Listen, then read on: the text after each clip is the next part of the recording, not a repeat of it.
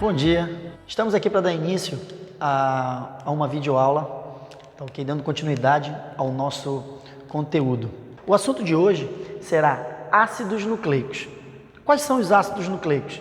Nós vamos falar do RNA e do DNA. Eu me chamo Carlos Fernandes, mas todos me conhecem por Piolho. Então, vem comigo, vamos lá. Quando se fala de ácido nucleico, são substâncias que são encontradas onde? No núcleo da célula, certo? E elas apresentam uma composição ácida, tá ok? Quais são os tipos de ácidos nucleicos que nós vamos trabalhar? Nós temos o DNA e o RNA. Essas abreviações, elas são abreviações em inglês. Às vezes você pode encontrar em alguns livros a abreviação em português, que vai ser o quê? ADN ou ARN. Mas o que significa essas abreviações? Elas significam o seguinte: A, ácido, que é a composição química; D, desoxirribo, que é o tipo de carboidrato. Aí você tem que voltar lá na aula de carboidrato e lembrar, né, que a desoxirribose é uma pentose, quer dizer, é um carboidrato formado por 5 carbonos que compõem a estrutura molecular do DNA. Daí o nome, ácido desoxirribo, e N de nucleico, porque é encontrado no núcleo. O mesmo raciocínio você tem que fazer para o RNA. Quando eu tenho RNA, o A significa ácido, o R, ribo, de ribose, que é o açúcar encontrado no RNA, e nucleico, porque ele é encontrado no núcleo. Daí o nome, ácidos nucleicos. Perfeito? Olha, uma coisa que o aluno tem que se atentar é onde eles são encontrados e entender um pouco as proporções, a quantidade desses ácidos nucleicos, certo? O DNA, pessoal, ele é encontrado em maior proporção, em maior quantidade no núcleo. E de lá ele controla todo o funcionamento da célula. O DNA ele é considerado a molécula mestra. O que isso quer dizer? Ela controla a produção de proteínas e essas proteínas vão manifestar toda e qualquer característica que a célula necessite. Isso é importante tanto para a genética, para a fisiologia, quanto para a citologia, ok? Ela também é encontrada no citoplasma, mas numa quantidade menor, ok? Onde ela vai ser encontrada? Principalmente dentro de 2 organelas. Que organelas são essas? A mitocôndria, que faz a respiração celular, e o cloroplasto, que faz a fotossíntese. Essas 2 organelas, elas apresentam o seu próprio DNA. Elas apresentam ribossomo próprio e elas têm a capacidade de produzir suas próprias proteínas nos seus processos fisiológicos, certo? Quando eu falo de RNA, o RNA ele é encontrado numa quantidade menor no núcleo e numa quantidade maior no citoplasma, certo? De uma forma contrária ao DNA. Onde no núcleo ela é encontrada, no caso, o RNA? Tanto no cromossomo, mas no nucleolo, que é uma estrutura, certo? Que é rica em RNA. No citoplasma, ela é encontrada em maior proporção, em maior quantidade. Por quê? Porque é lá no citoplasma que esse RNA ele vai ser o responsável em produzir as proteínas, que são toda e qualquer característica contida onde? No DNA. Só que esse procedimento nós vamos mostrar numa próxima aula, que é a parte de síntese proteica. Falar um pouco da história do DNA e a história do RNA, principalmente do DNA. No século passado, aproximadamente pela década de 50, existia uma dúvida muito grande, que essa dúvida persistiu por muito tempo. Qual molécula era responsável pelas características genéticas?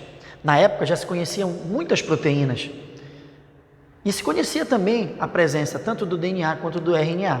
Só que os pesquisadores na época eles acreditavam principalmente que a proteína era responsável pelas características genéticas. Eles não acreditavam que uma molécula, por exemplo, o DNA, formada, como eles achavam, por 4 letrinhas, por 4 bases nitrogenadas, né, seriam responsáveis por todas as características genéticas dos indivíduos.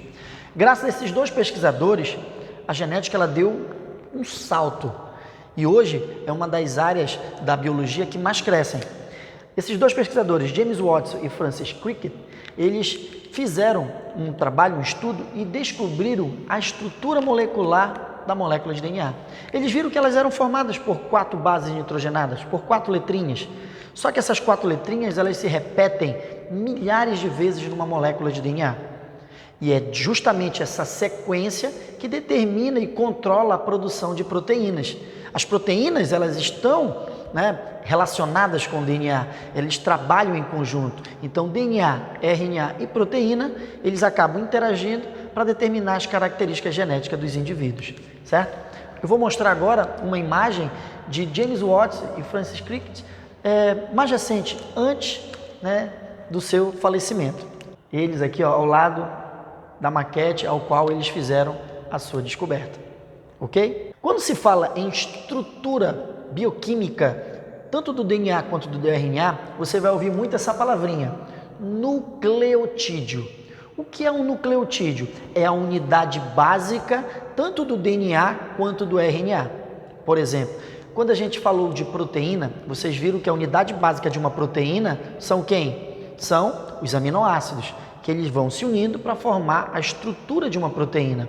Tanto o DNA quanto o RNA, eles são formados por pequenas estruturas chamadas de nucleotídeos. Mas o que é que tem no nucleotídeo? Aí a importância de você estudar, por exemplo, a bioquímica, os carboidratos, estudar o que, pessoal? Estudar os sais minerais, porque eles são encontrados na estrutura molecular, tanto do DNA quanto do RNA. Vem comigo. Olha, aqui eu tenho a estrutura de um nucleotídeo. Esse nucleotídeo, pessoal, ele é formado por 3 componentes. Quais são eles? O fosfato, a pentose, que é um açúcar, que é um carboidrato, e dependendo do tipo de ácido nucleico, DNA ou RNA, eu vou ter uma diferença na pentose, e eu tenho a base nitrogenada, certo? E eu tenho, tanto para o DNA quanto para o RNA, 4 bases nitrogenadas, que vamos mostrar já já.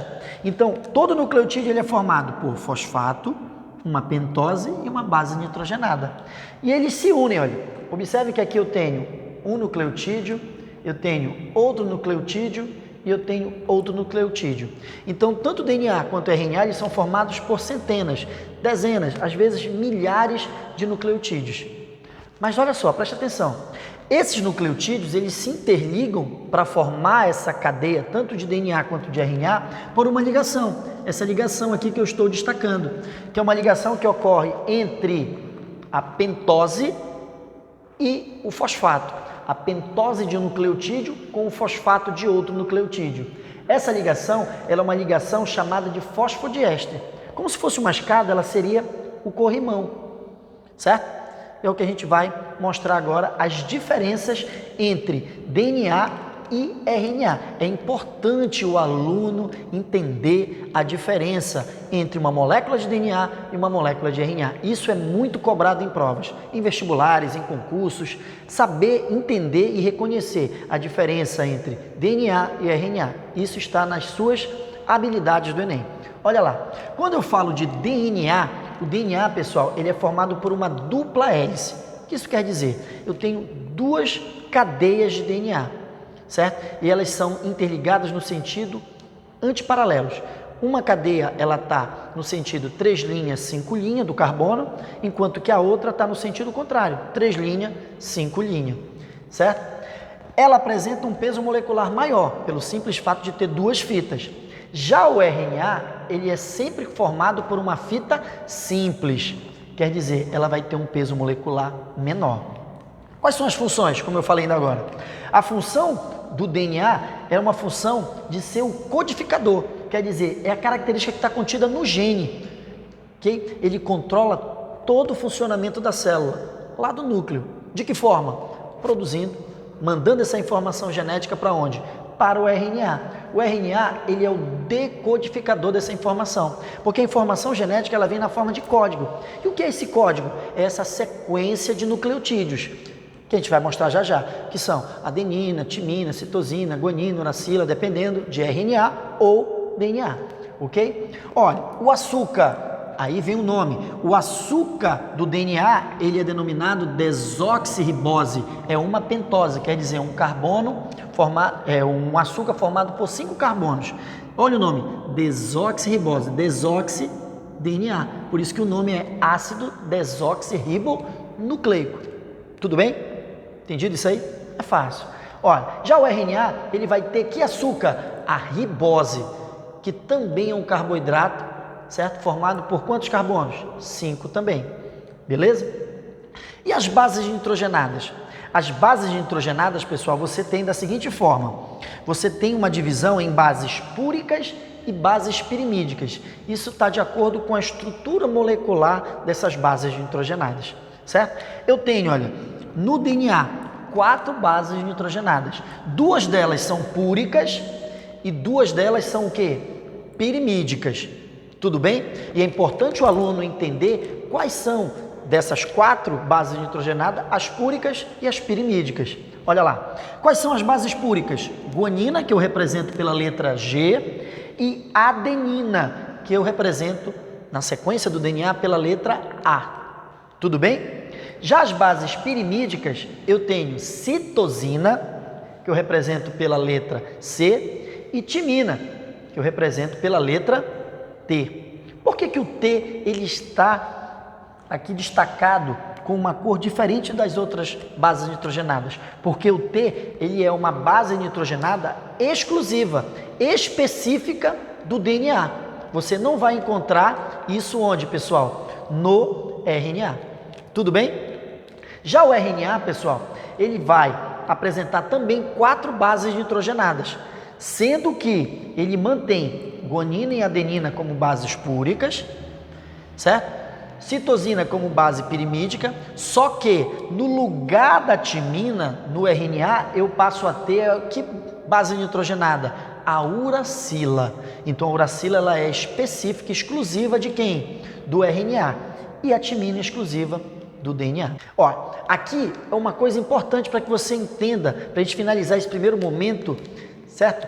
Dos ácidos nucleicos, como eles trabalham, como eles interagem. Como eu te falei, toda e qualquer característica, informação genética, ela é contida na molécula de DNA e ela é formada por uma dupla hélice.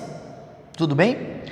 Quando esse DNA lá no núcleo, ele passa essa informação genética através de um processo bioquímico denominado transcrição, ele produz uma molécula chamada de RNA mensageiro. Olha o nome, mensageiro, porque ele apresenta a informação genética, ok? Esse RNA mensageiro, ele sai do núcleo e ele vai para onde? Para o citoplasma. Quando ele chega no citoplasma, ele vai interagir com outros RNAs. Quais são eles? O RNA transportador, que é responsável em transportar os aminoácidos para que haja produção da proteína. Eu tenho o RNA ribossômico, que é responsável e faz parte da composição química do ribossomo, que é a organela que faz a síntese proteica, ok? Aí o que vai ocorrer, galerinha? Esse RNA ribossômico, que compõe o ribossomo, ele vem, se liga ao RNA mensageiro e o RNA transportador ele vai trazendo e encaixando o que? Os aminoácidos. E esse processo ele já é denominado tradução. E essa tradução ela ocorre onde? No citoplasma. E qual é o objetivo final da tradução? Produzir as proteínas. Cada bolinha dessa aqui, ela está representando o que, meus queridos? Um aminoácido, mostrando que a união de vários aminoácidos eu tenho a formação de uma proteína. Aí essa proteína, ela vai expressar as características genéticas que estão contidas onde? No núcleo. Tudo bem? Então, era mais ou menos isso que eu tinha para falar nesse primeiro momento. Na próxima aula nós vamos falar, certo? Do funcionamento. Vamos falar de transcrição, tradução e replicação do DNA. Ok? Beijos, fique com Deus e até a próxima.